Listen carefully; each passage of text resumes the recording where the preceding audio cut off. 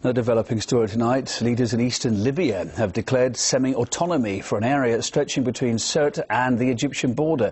The country's National Transitional Council has warned against creating a self-governing region because it could lead to the breakup of the nation. Let's get some reaction to this now, shall we, from Eric Denisset. He's the director and founder of the French Centre for Intelligence Studies. He's joining us on Skype live from Paris there. Eric, very good to see you tonight. Is this the precursor to a very painful breakup, do you think, for Libya, or should efforts be made quickly to keep the country united? What are your thoughts? No, I think it's a real threat for the future of Libya, but I would say it's a paradox, you know, because from the beginning, Abdel Jalil, the head of the Transitional National Council, and his crew have done everything to create such a breakout between the western and eastern Libya, and of course they have been helped by NATO and as well as by a country from the Gulf like Qatar or Arabic. So it's not a surprise for us, and unfortunately it is something which was written for a long time. I mean, this declaration of semi-autonomy is made by local people who say that they should make their decisions on their own matters. And since, I guess, there's no effective national government in place right now, what alternative do they have, they're going to say?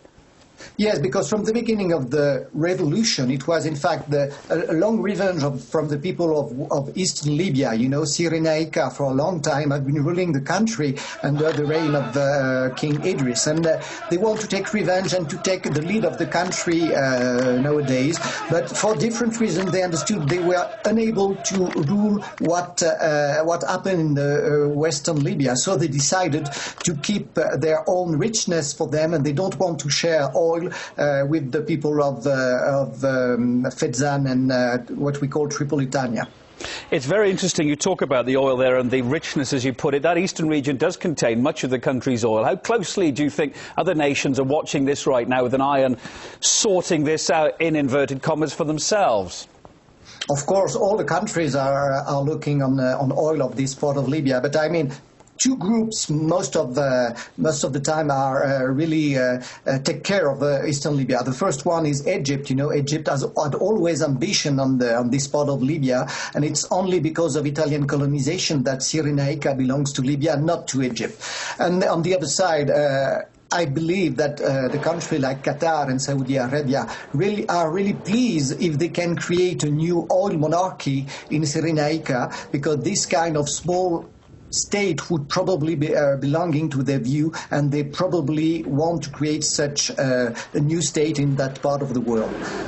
You'd think, wouldn't you, Eric, that since the UN and the NATO coalition set this whole train into motion in the first place, they'd be trying to help keep the country together and head into its new chapter, wouldn't you?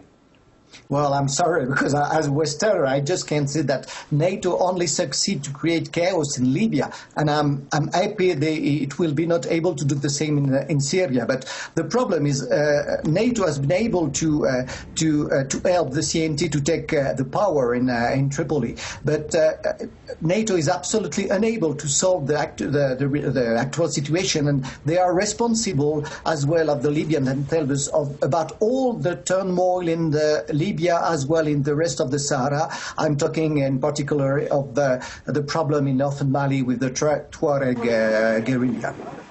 Eric, thanks for your thoughts. Eric Denisset there, director and founder of the French Centre for Intelligence Studies, on the line from Paris.